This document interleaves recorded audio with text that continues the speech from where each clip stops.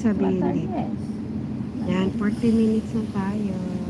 Diyos ko po, patay tayo sa apartheid.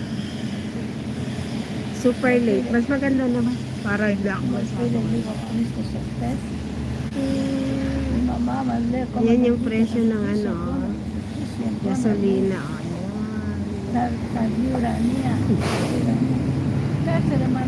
Medyo mahal ngayon, mahal.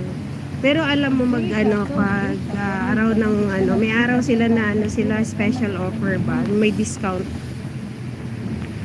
Yung mayaman nag-ano pa ng kung kailan yung may discount mayaman na yun diba? Kaya ngayon mama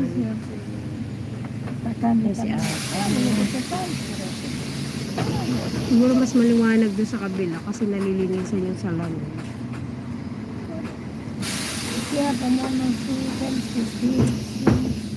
Late million, mega love shout out. Yeah. Bagal ng bus namin kasi madulas kasi.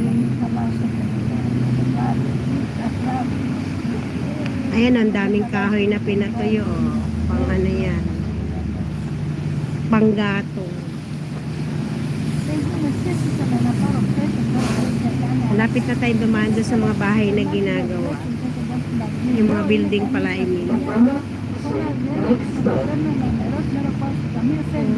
ganda sana kung maliwanag ito. Kaya mo bibili na ako ng yan. Naku, nag-ano na siya. Dito tayo sa daan sa underpass. Konti lang naman yan. Tapos nadaanan natin yung tabing dagat.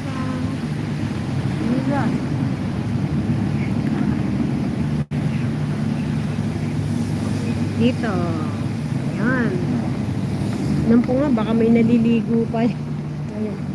Ay, meron yung namamasyal sa tabing dagat. Lamig-lamig. Dito na mag-i-start na yung mga ginagawa sa yung magiging Little Dubai. Along the beach naman tayo ngayon mga. Ito na yung avenue going sa Diyan sa baba, ito mga to. Mag-start dyan sa Bandaria na yung pinaka-boundary ng kung saan yung ini-start nilang big project ng magiging Little Dubai. Minsan ko yan, i-video ko yan yung talaga hindi yung nasa bus lang ako nakabiyahe. Ayan yung dagat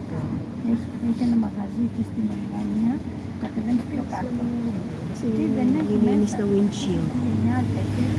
Ito wala tulo.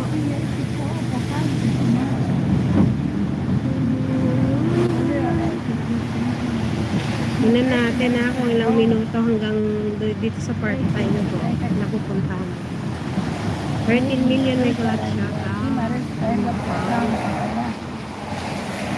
Yan, dito na mag-i-start yung mga ginagawa. After nito.